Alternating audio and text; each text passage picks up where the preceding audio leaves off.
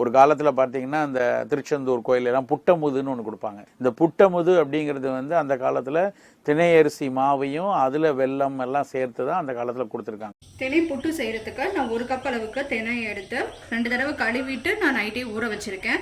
இந்த புட்டு செய்கிறதுக்கு மினிமம் ஒரு 2 to 3 hours அது இந்த திணை அரிசி ஊறணும். அப்போ தான் நல்லா சாஃப்டாக டேஸ்டியாக இருக்கும்.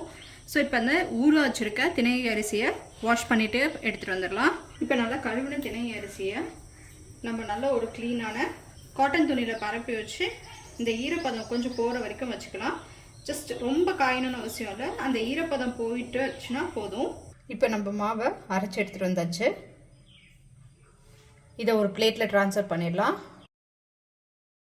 இப்போ இந்த மாவில் கொஞ்சம் கொஞ்சமாக தண்ணி தெளிச்சுக்கலாம். தண்ணி தெளித்து புட்டு பதத்துக்கு பிசைஞ்சிக்கலாம்.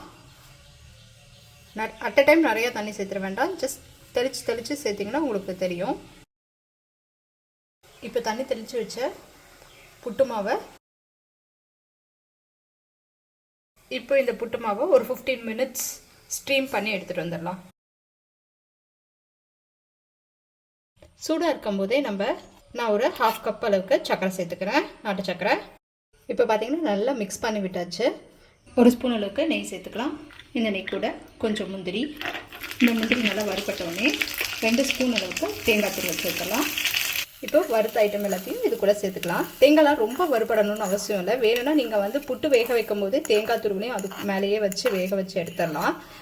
இது மாதிரி நெய்யில் வறுத்து போடும்போது இன்னும் டேஸ்ட் ரொம்ப நல்லாயிருக்கும். அவ்வளோதான், நமக்கு ரொம்பவே டேஸ்டியான திணை அரிசி வச்சு சூப்பராக ஒரு புட்டு ரெடி பண்ணிட்டோம்.